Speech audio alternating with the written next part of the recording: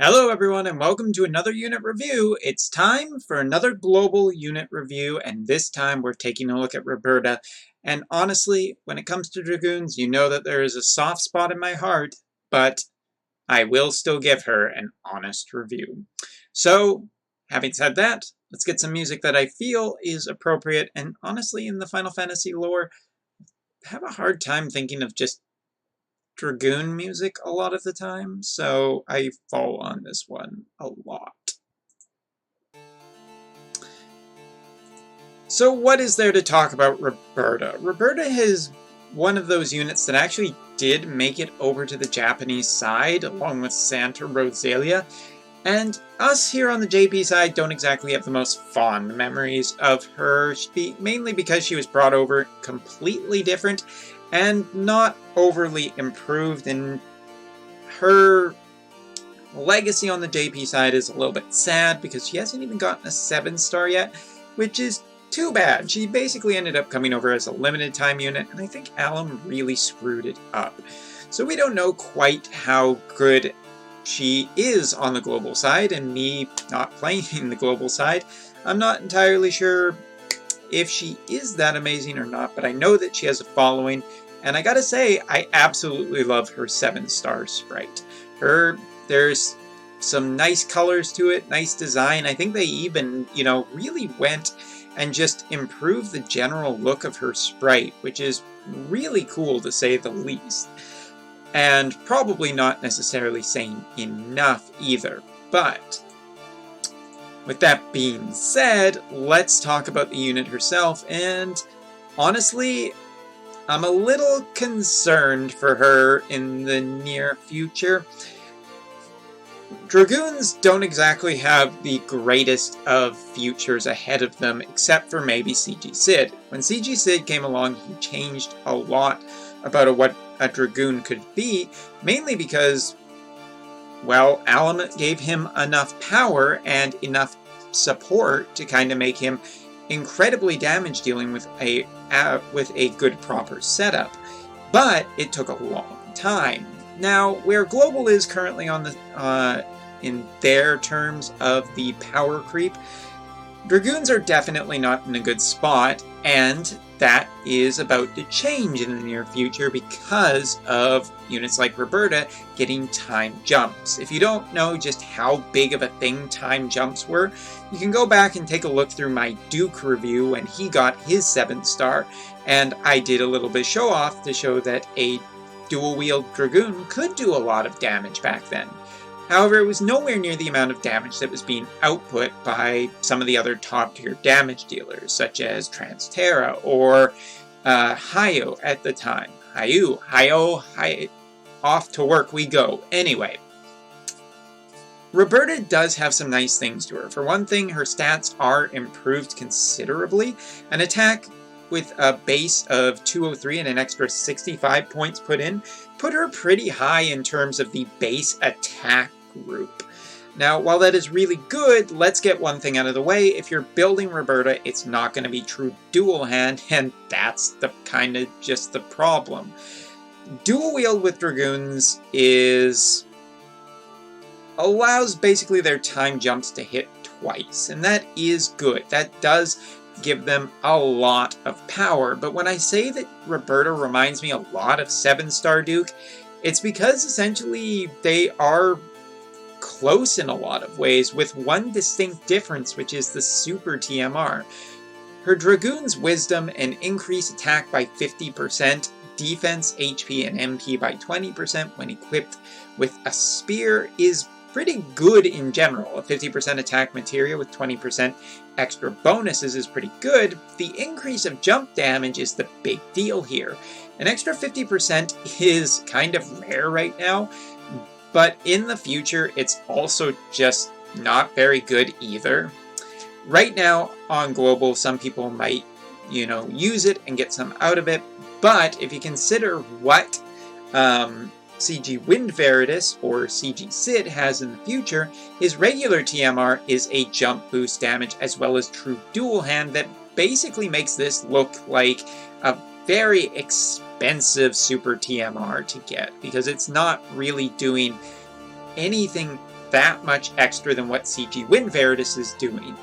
So honestly, looking at her Super TMR, I gotta say I'm probably pretty disappointed with it.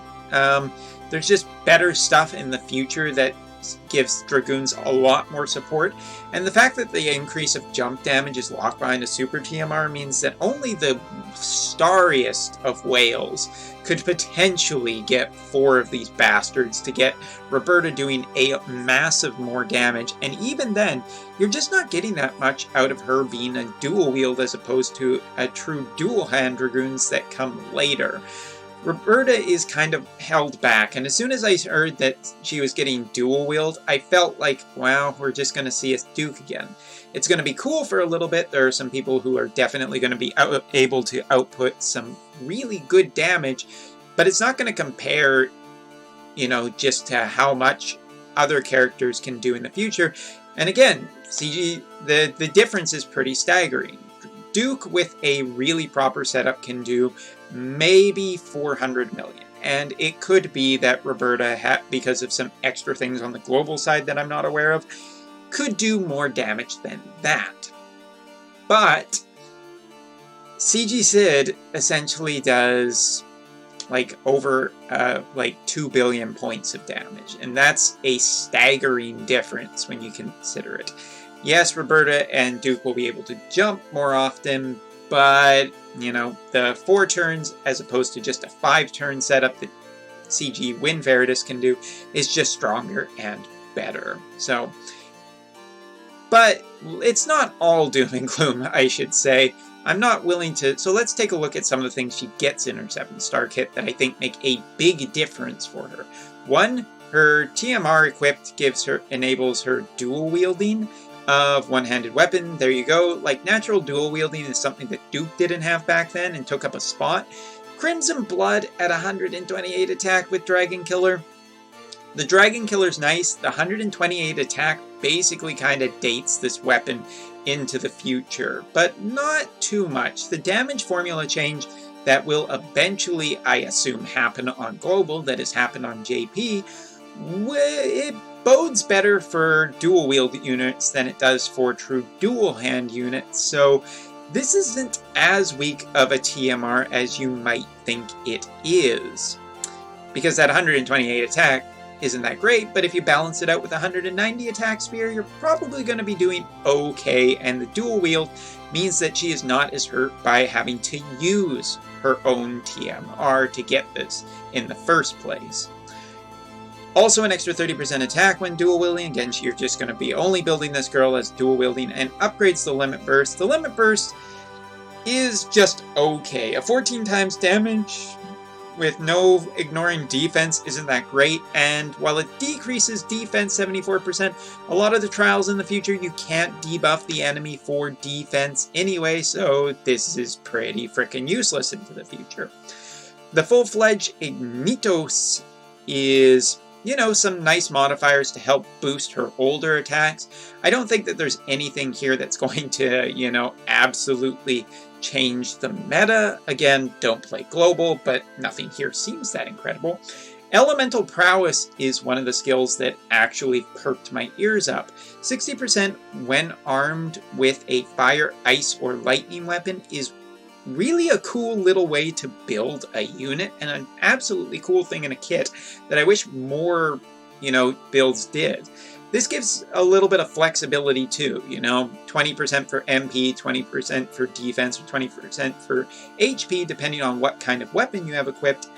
While this could necessarily not give you what you exactly want for a build, depending on what your enemy's weakness is, it is a nice little bit of flexibility in her kit that I appreciate and would really love to see more of this on more units in the future. 20% extra spirit. You gotta put something in that 115 slot, and it's usually never that good. But at 120, getting Triune Power, increased defense, HP, and MP by 20%, and the elemental resistance by 30%. Just generally ups her survivability, so all seems perfectly fine to me. Now, her attack abilities that she gets, the main ones I want to talk about are Crimson Raid, a 5-turn cooldown, available turn 5, increased attack by 150%, 3 turns to the caster, physical damage 7 times to all enemies, enables Mystic Assault, which is a chaining family of Octoslash. Good chaining family, only available for 1 turn, is kinda poopy though, especially when it takes 5 turns to get it. Let me just take one look at the Can I see the modifiers in here? Oh, bugger, disappeared. No, it's not technically listed yet, so it depends what the modifiers are, but even for only 1 turn, it's usually never that good of a deal. 150% is nice, but physical attackers into the future start getting 200% as a minimum, and 250% if Alum or Gummy probably really like them. So 150% on an already lower class of attacker, which are dual-wield units, which won't get as much. This seems just generally okay, and there are better buffers in the future who can do more than this anyway, so it's not that special. But Red Vengeance is probably the best thing that's new in her kit. The increase of physical damage against human by 200% for 2 turns to the caster, and a physical damage of 4.72 after a 1 turn time delay. The human killer is pretty insane on this. 200% of human killer means that training dummies are going to be taking a lot of damage, and thankfully there are a lot of human enemies into the future, and a 4.7 times mod is basically what Duke got back then, and Duke didn't have this much human killer. Also, it should be noted that Red Revengeance can also get an element, since Roberta gets, a nice benefit for having an elemental weapon, meaning that elemental chaining is potentially possible with her too into this ability. Again, you are doing this every 2 turns, and really Roberta is going to take advantage of against humans and dragons, and I don't believe much else. She will be able to probably be better than 7-star Duke, depending on whether or not Duke gets any 7-star enhancements, considering that Duke is essentially coming out after Roberta, but Roberta is kind of a global exclusive, so I could see, them wanting Roberta to be better. Whew! So, with all of that being said, what do I think about Roberta? First of all, love her sprite. Absolutely, whoever did the work on her sprite, good job. Good job. I like it when we see, sprites get enhanced between a 6-star form and a 7-star form. That just feels better, and I'm not talking about the bloom that comes along with the unit. Dual-wield Dragoons are already dated. Anything dual-wield, given the way that JP evolved, and again, global can change, but we have to this is the way my previews work, is based on what I have seen. Dual-wields fall out hard in the future, and she is potentially going to still lose out incredibly hard to CG Sid, because CG Sid comes so much later and has so much better support, and just kind of has that element to him already, and Wind can just get a bigger debuff than any element in the game with regular Wind. Faradis's Limit Burst fully enhanced. The Super TMR here is definitely nothing worth trying that hard for.